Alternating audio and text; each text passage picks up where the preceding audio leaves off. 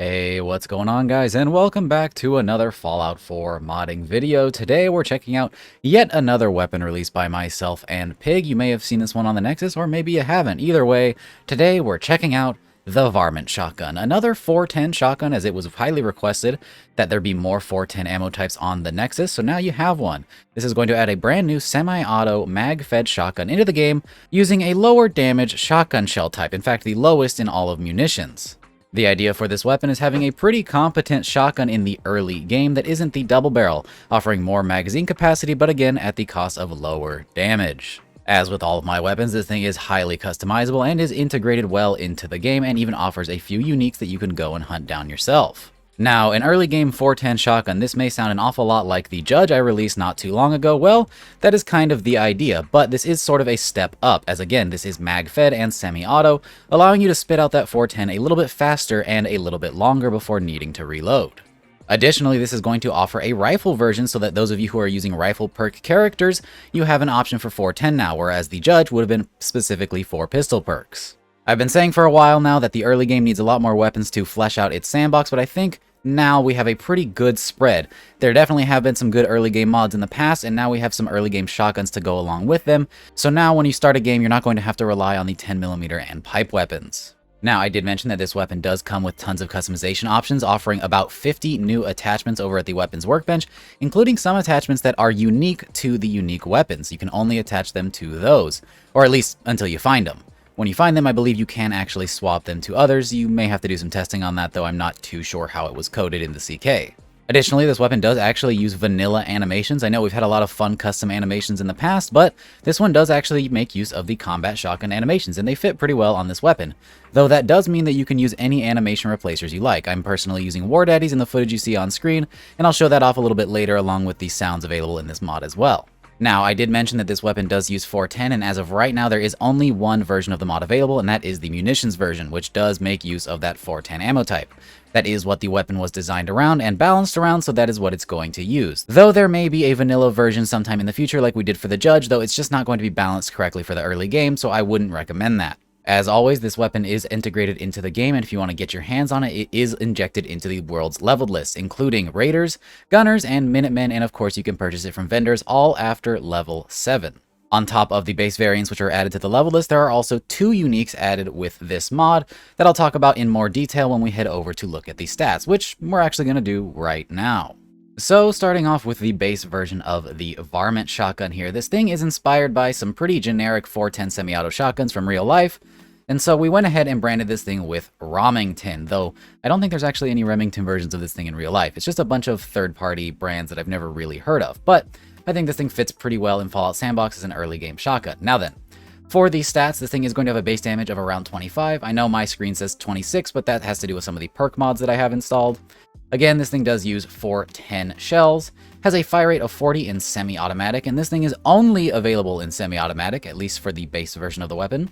It has a range of 82, an accuracy of 23, a weight of 9.6 pounds, and a value of 69 caps. Nice. But like I mentioned earlier, there are a couple of uniques in this mod, starting off with the Rebooter. This is an anti-robot shotgun. You can actually pick this thing up in the basement of the Robotics Club.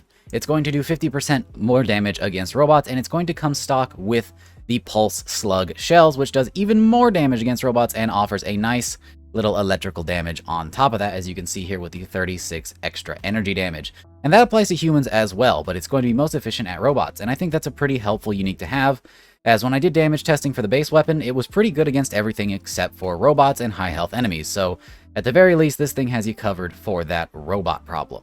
The other unique I made less for utility and more out of pure fun, and this one is known as Overcompensating. This thing has a 25% faster fire rate and a 15% faster reload, and it comes with a gigantic box magazine, a carry handle, and it comes in full auto, unlike the base version of the weapon. All of its receivers are full auto, in fact, even if you upgrade them, so that's pretty crazy. This thing shoots really, really fast and has a ton of shells to boot. It's a lot of fun to use, but it's not too overpowered.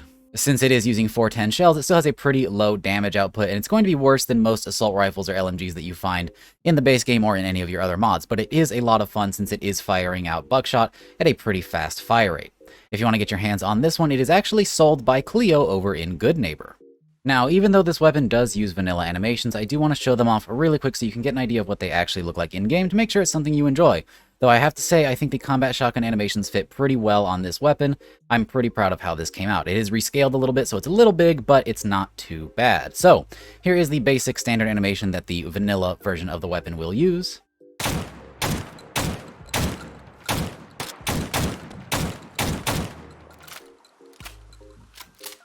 Pretty standard, but there is actually one more animation we utilize, and that is going to be the drum mag option for the big box mag on the unique, and it actually works pretty well.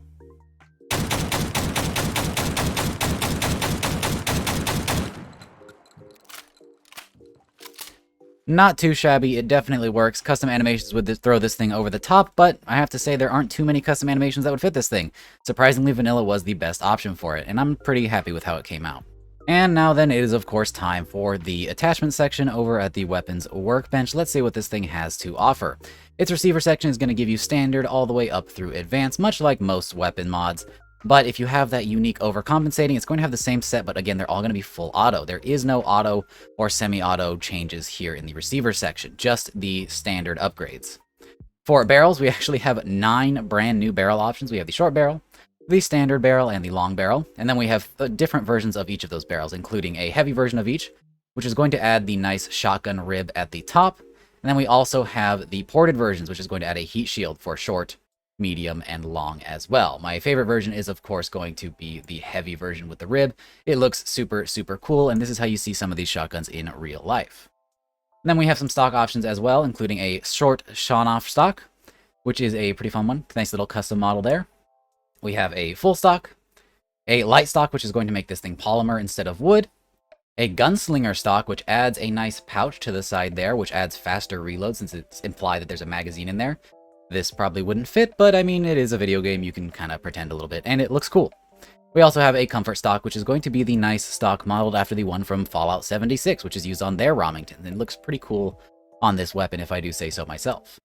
Then we do have the magazine section, where you have the standard 10-round magazine, an extended magazine offering 20, and a huge magazine offering, I believe, 30? I could be wrong about those numbers, but I think that's how we ended up putting them in-game. The huge magazine offering a nice casket design where it's spread out a little bit there. All of these using the regular straight mag combat shotgun animations, but if you want that box mag, you're going to have to get the unique.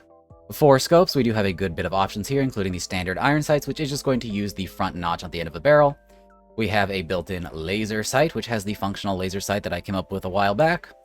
We have the standard reflex sight, a hollow scope, a short scope, and a brand new model of a medium scope and a long scope that I made when making this weapon, and they look really, really nice. I'm a big fan of how these came out. This one's actually inspired by the trail carbine scope from New Vegas. Pretty cool. Still a few more attachment sections to talk about, starting off with the muzzles. We have, of course, an option for no muzzle, a bayonet, a compensator, which is a cuts compensator, a spiked muzzle brake offering some more melee damage, a regular muzzle brake, and a suppressor.